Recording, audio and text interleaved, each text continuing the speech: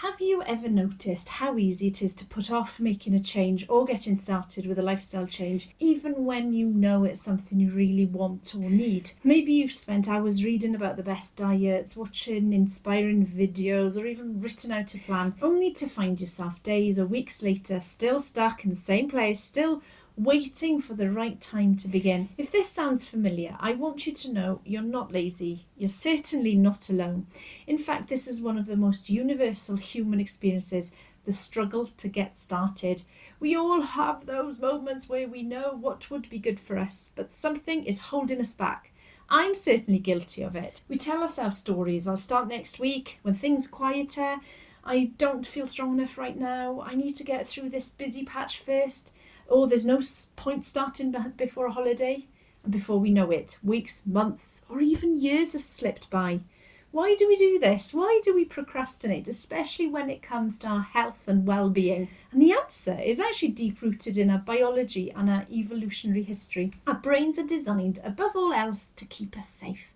Thousands of years ago, change often meant risk.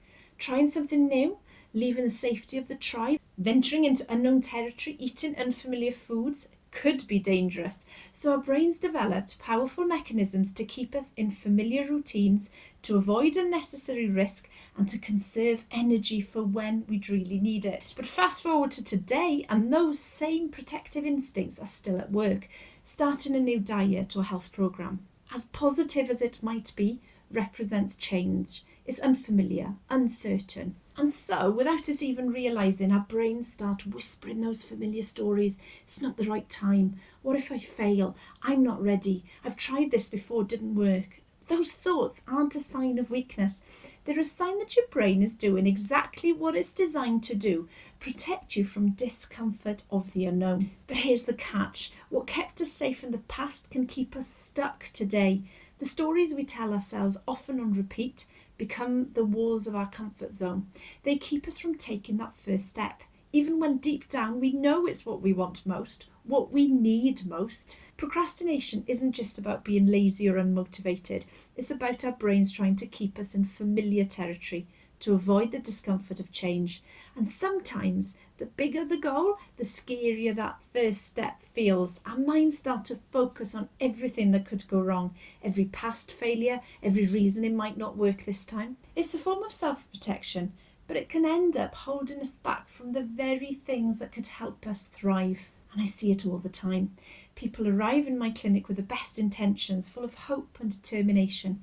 But as soon as it's time to start, the doubts and the stories start swirling. What if I can't stick to it? What if I let myself down again? What if it's just another thing that doesn't work for me? And so we wait, we delay, we put off making a decision, hoping that somehow the perfect moment will arrive. But the truth is, there is no perfect moment.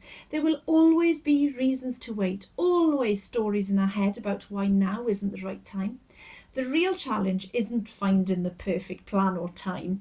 It's learning to recognise these stories for what they are, just stories. They feel true, but they're not facts. And once you see them, you can start to choose a different path. So imagine if, instead of listening to the voice that says, not yet, you listen to the quieter voice inside you that says, I want something better for myself. Imagine if you gave yourself permission to start, not because you're certain you'll be perfect, but because you're willing to try, one small step at a time. And that's how real change comes about. Not with grand gestures or iron willpower, just the courage to start, even when your brain is telling you to wait. It's about understanding that those stories in our head were once meant to protect you, but now you get to decide whether they're still serving you or just keeping you stuck. In this video, I want to talk about these stories and consider strategies that might help you move past them. I want to show you how they're not fixed truths, but habits of thought.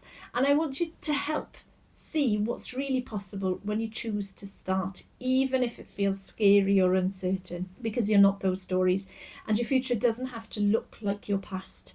So let's dive in and bust some of those objections together. So let's start with time. Life is busy. There are jobs, families, appointments, washing, cleaning, shopping, endless to-do lists. It's so easy to put yourself at the bottom. I hear this especially from women who are caring for everybody else, so their children, partners, parents. So easy to feel like there's just no space left for you.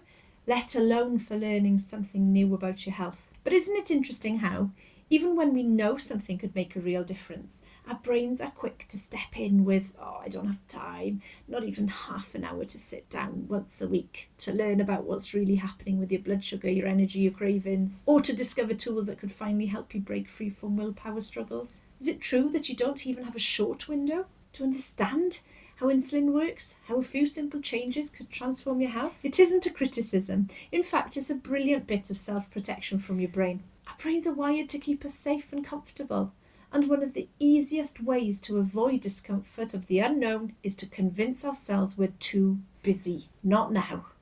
There's too much going on. It's clever, because if you never have time to start, you never have to face the uncertainty of change. And then there's the idea that you don't have time to cook from scratch or prepare healthy meals. I hear this all the time. I believe it myself often. I can't spend hours in the kitchen. I barely have time to get dinner on the table.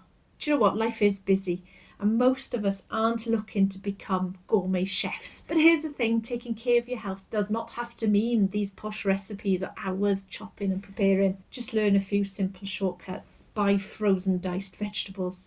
Discover meals that come together in minutes but still nourish your body. Time is one of the biggest saboteurs our brain have at our disposal. It makes us feel overwhelmed before we even begin. But what if instead of seeing time as a barrier, you saw it as an investment? What if you gave yourself permission to carve out just a little bit of space, maybe even just half an hour a week, to focus on you, to learn, to reflect, to make small changes that could ripple out into every part of your life? Our brains are always going to try and keep us safe, but sometimes safe is stuck. You're worth that time, and you might be surprised at how much you can change when you give yourself even a tiny window to start. The next big objection is cost. I can't afford it, and I completely get it. We're living in challenging times, and every penny counts. Healthy food does cost more. Coaching, guidance, support costs, but I want to gently challenge you to think about what your health is worth. So often we spend money on things that give us a quick boost, a takeaway coffee gadget, while putting off investments that could change our lives for good. Healthy food are more expensive, and yes, coaching, guidance and support come with a price tag. But I'd love to invite you to pause and ask, why is it that we often see investing in our health as an expense rather than an investment? We're willing to save money on cheap food, but fail to see the cost to our health years and decades down the line. And it's interesting, isn't it?